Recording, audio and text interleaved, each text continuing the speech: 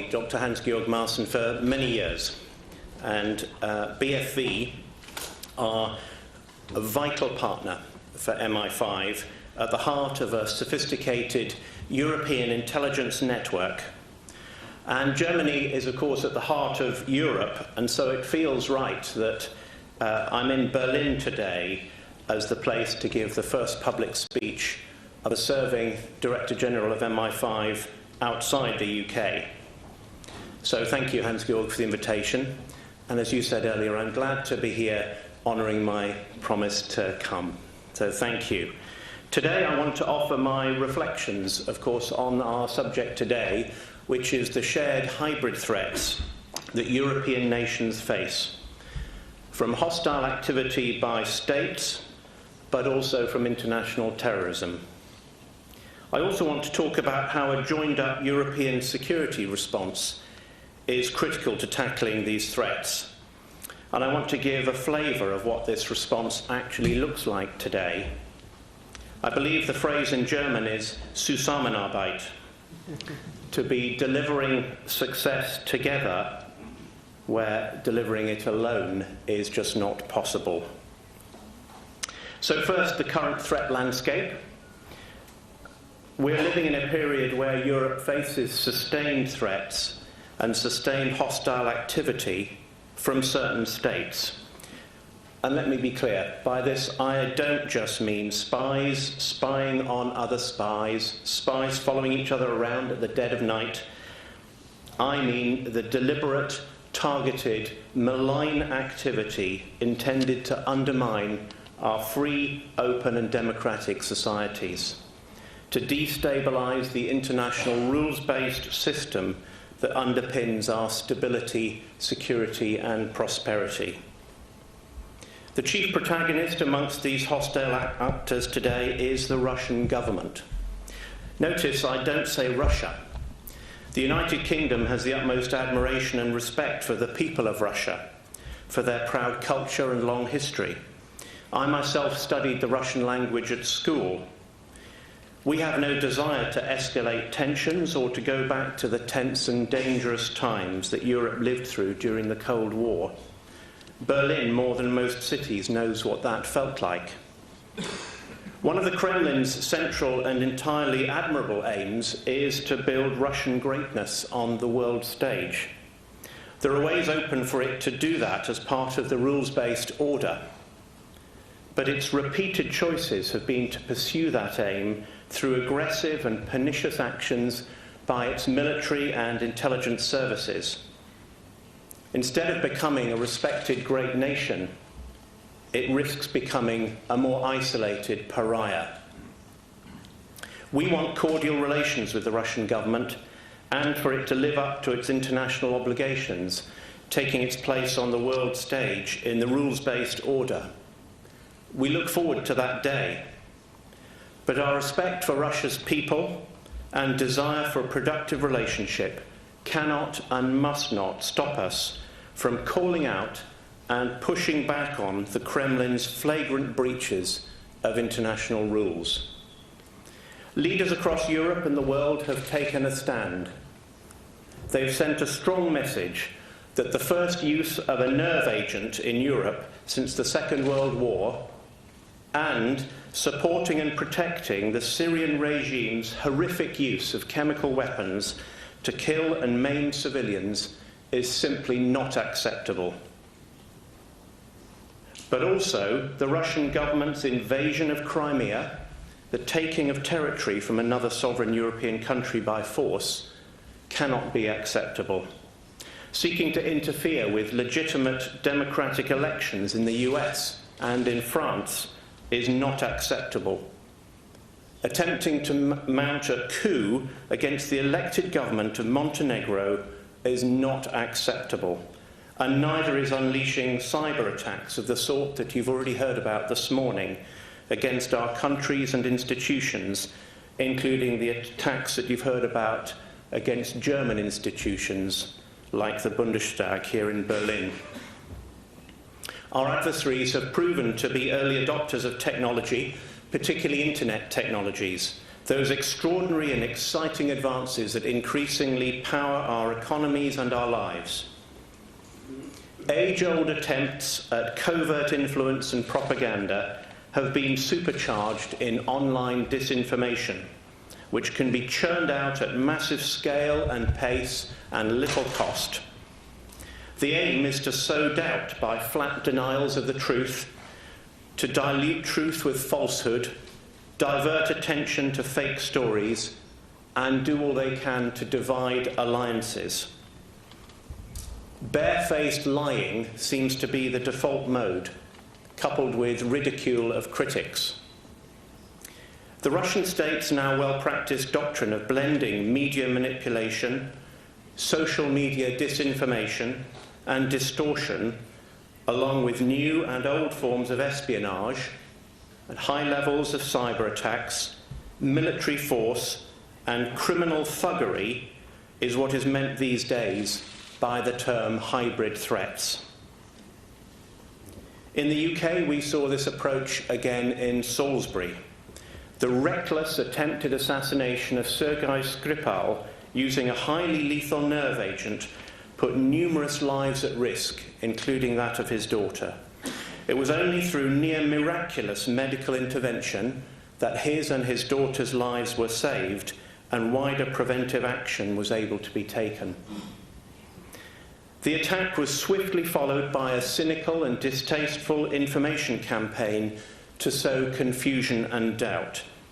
The Russian state's media outlets and representatives have propagated at least 30 different so-called explanations in their efforts to mislead the world and their own people.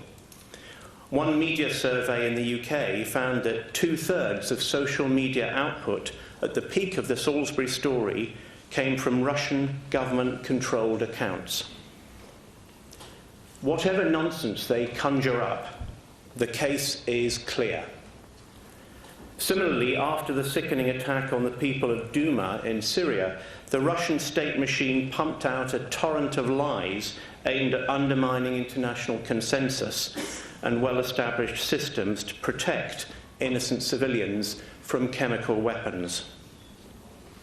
Our democracies, our societies, and our bonds of partnership are strong, but we must not be complacent about the longer-term potential impact of this activity, whether by those in Russia, in Iran, or beyond, on the international rules-based order that supports our security and prosperity. We are all used to living in free societies with democratic governments that operate on a strong foundation of openness, integrity, and accountability within a system of law with strong checks and balances. That's the context for MI5 as well. But all of that is entirely alien territory to our adversaries. Along with this state-level hostile activity, as we've heard this morning, Europe faces an intense, unrelenting and multidimensional terrorist threat. Daesh continues to pose the most acute threat, but Al-Qaeda and other Islamist terrorist groups haven't gone away. With the police, we're also actively monitoring the trajectory of extreme right-wing terrorism. As we see instances of it rearing its ugly head, our response is equally firm. The sickening impact, shock, and disgust of terrorism has been felt right across Europe. Just 2 days ago, Paris saw another brutal attack. And since 2016, there have now been 45 separate attacks across 7 European countries. The UK, Germany, France, Belgium, Spain, Sweden, and Finland have all seen attacks. This, of course, includes the despicable attack on the 19th of December 2016 here in Berlin, in which 12 people lost their lives. It also includes the disgusting attacks the British public suffered last year. Next week marks 1 year since the barbaric attack on the Manchester Arena. 22 people lost their lives, and many more were left with life-changing physical and psychological injuries. These people, many who were young children, were simply enjoying an evening out at a concert with families and friends.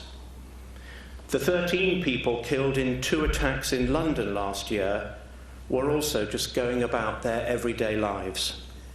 They were from the UK, Spain, France, the United States, Australia, Canada, and Romania. Many of those indiscriminately killed and injured were citizens of our flourishing and diverse European democracies. We remember those who lost their lives in these senseless attacks across Europe. I know that MI5 and our European partners feel the impact personally as well as professionally. It redoubles our shared determination and energy to defeat this menace and the threat it poses to our societies. This unprecedented tempo of attack planning shows no signs of abating. In the UK alone, since the Westminster attack in March last year, with the police we've thwarted a further 12 Islamist terror plots.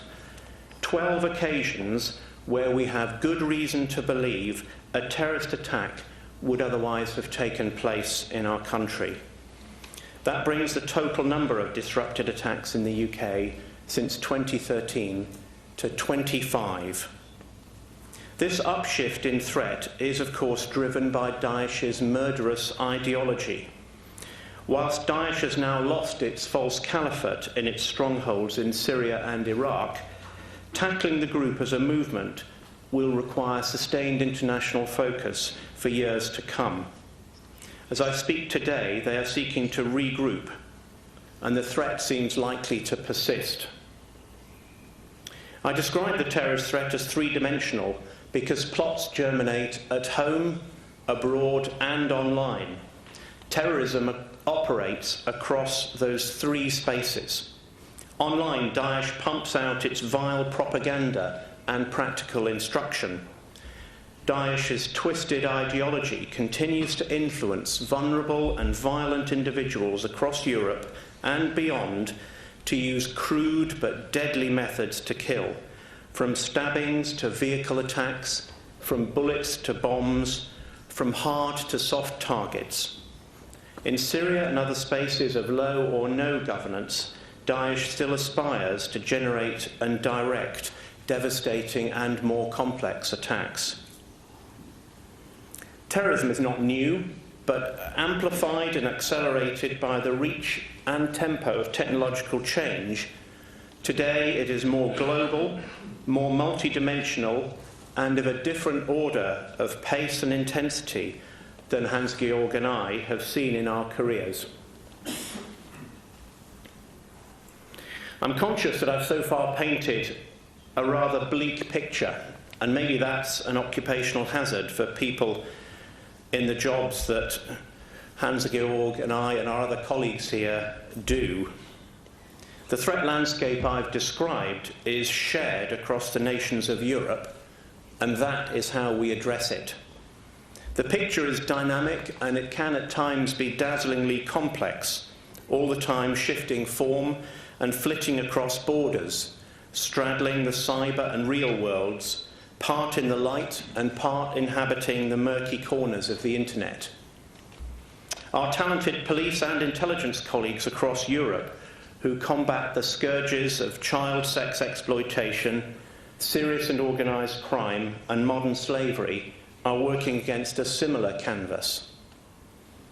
It may therefore come as a surprise to you when I say that I'm confident about our ability to tackle these new shapes of threat.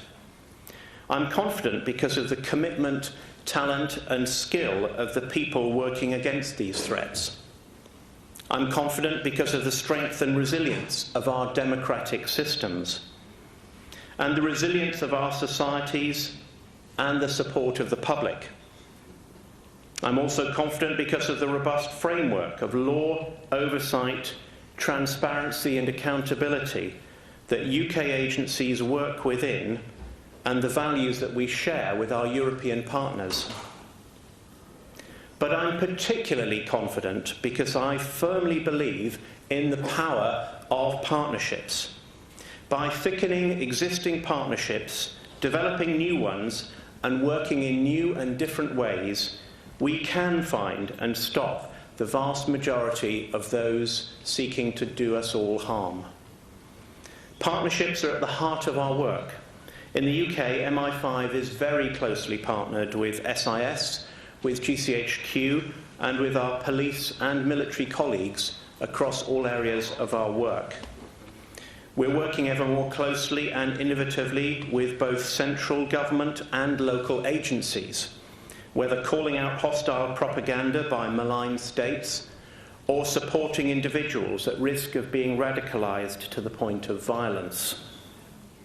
Our partnerships with industry and academia are developing in truly exciting ways as we together build capabilities and solve intelligence challenges right at the vanguard of science and technology. And our relationships with social media companies and communication service providers remain as critical as ever. We're committed to working with them as they look to fulfill their ethical responsibility to prevent terrorist, hostile state and criminal exploitation of internet-carried services, shining a light on terrorists and paedophiles, taking down bomb-making instructions, warning the authorities about attempts to acquire explosives precursors. All of this matters, and there's a great deal more to do. And also, while I'm thinking of those that we depend on, I want to take just a moment to pay tribute to the extraordinary, brave and skilled help that we're given by members of the public who work with us as agents, as human sources, to whom we owe so much of our success in protecting society. And I thank them for their commitment and their courage. Today, standing in Berlin, reflecting on the acute shared security threats we face, it is, of course, our vital European partnerships that are at the front of my mind. For many years, we in partner services, like the BFV and the other services present today, have worked to develop and invest in strong intelligence and security partnerships across Europe, bilaterally, multilaterally, and working with EU institutions. In today's uncertain world, we all need that shared strength more than ever. As Prime Minister Theresa May said in Florence, these are challenges to our shared European interests and values that we can only solve in partnership. Our democracy, prosperity and security all depend on collaboration to address these threats. I personally believe there has been too little public explanation of the depth and quality of intelligence and security cooperation within Europe. Maybe that's understandable because so much of it is necessarily secret. But there is much that we can say. I've heard our European partnerships sometimes characterised dismissively in terms of simple intelligence sharing, maybe swapping a document here or a phone number or email address there, passing tip-offs between us where necessary.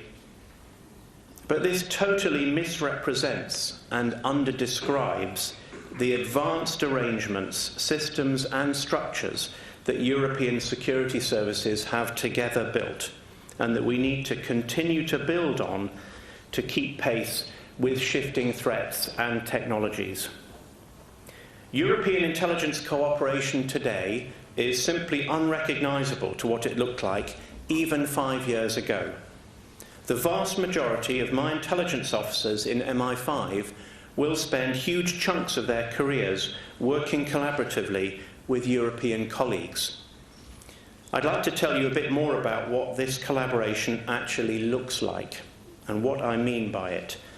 First, bilateral cooperation means building on our shared values and respect for the law so that together we make the best use of each other's knowledge, skills and capabilities to keep our countries safe. I can say confidently that the way we work together has prevented loss of life in Europe. It means that we align our strategic interests and concentrate effort on the most pressing risks and challenges. It means my senior team engaged in substantial work programmes with our European counterparts on data, on capabilities, on policy and compliance. It means welcoming some European colleagues to MI5's Intelligence Officer Training Programme and sharing our methods and practices, and MI5 learning from exchanges with our European colleagues. It means working together jointly on investigations and collection operations to deliver results and disruptions.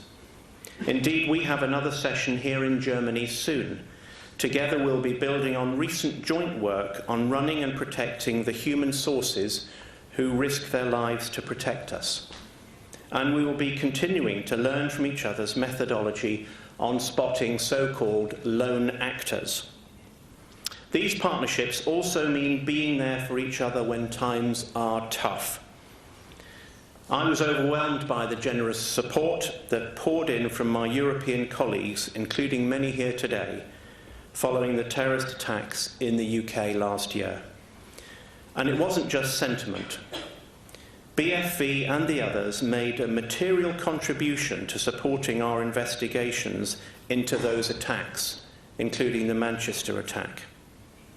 In the same vein, I've willingly sent MI5 officers to other European cities to support our friends following terrorist attacks in other countries. Our multilateral collaboration is also increasingly critical to operational success, particularly through the Counter-Terrorism Group, or CTG, which is made up of 30 European domestic security services. The CTG is the largest multinational CT intelligence enterprise in the world, with thousands of exchanges on advanced secure networks every week. This multilateral cooperation doesn't look like frosty gatherings of strangers reading out national positions at each other around a big table. What I'm talking about is intelligence officers from 30 countries permanently co-located together as a joint operational platform. It looks like real-time intelligence sharing and agreeing joint tactics to combine each country's resources to best effect. It looks like professionals from all across Europe who know and trust each other, working together and sharing data on shared systems about terrorist fighters dispersing from Syria. It looks like developing new ways to run and deconflict human intelligence operations together. And it looks like thwarted and terrorists arrested who could not otherwise have been found in time by any one nation acting alone. This highly developed national security collaboration largely takes place outside EU structures and doesn't depend on membership. So at the primary level, Brexit makes no difference to the strength of those partnerships. But that is not the whole story. National level and multilateral security work between European nations draws strength from a range of important EU systems and arrangements. Exchanging data through EU law enforcement databases and passenger name records on the travel of terrorist subjects across Europe provides vital intelligence. Practical cooperation to efficiently arrest and surrender terrorists and criminals using the European arrest warrant enables the swift delivery of justice. And our exchanges with Europol and other EU bodies, where the UK is a major contributor, make us all safer. The UK is, of course, leaving the EU, and our relationship with the EU must change as a result. But as our government has said many times, we are not leaving Europe. In the Prime Minister's speech in Munich, she signalled the government's intent to sustain this mutually beneficial cooperation and develop a UK-EU treaty on internal security, building on our unique history of partnership.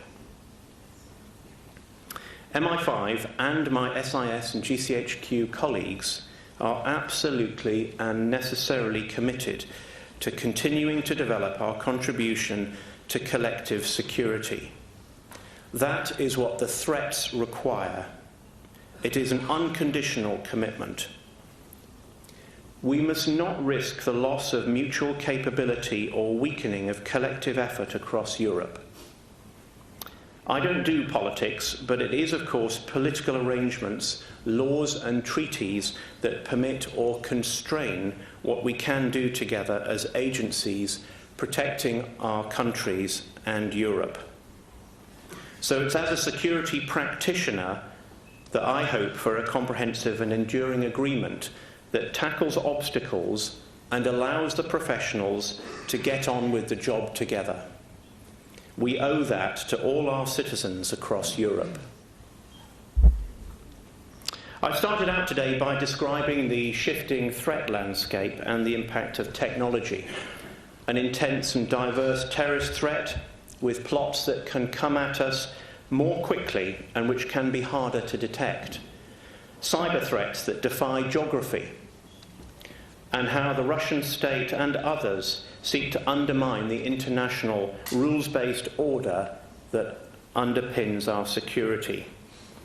Powerful partnerships are critical to facing down these threats and to keeping us all safe.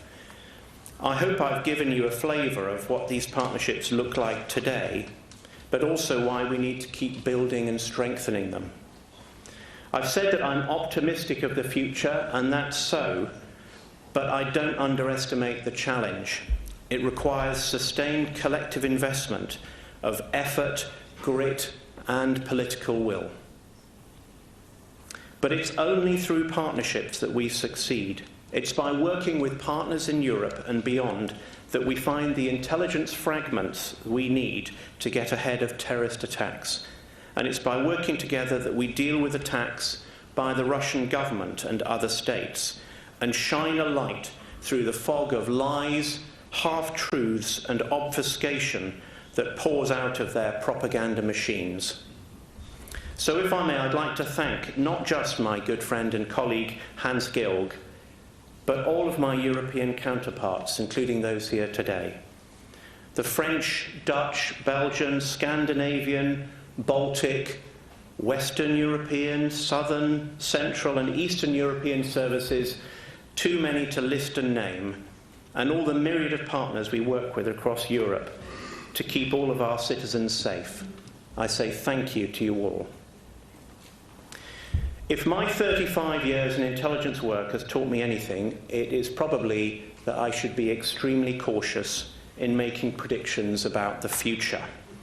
But I can say with absolute certainty that as old security threats evolve and new ones emerge, we remain unwaveringly and absolutely committed to working together with European partners to protect our collective security in these dangerous times. The security challenges are stark, but we will tackle them together. Thank you.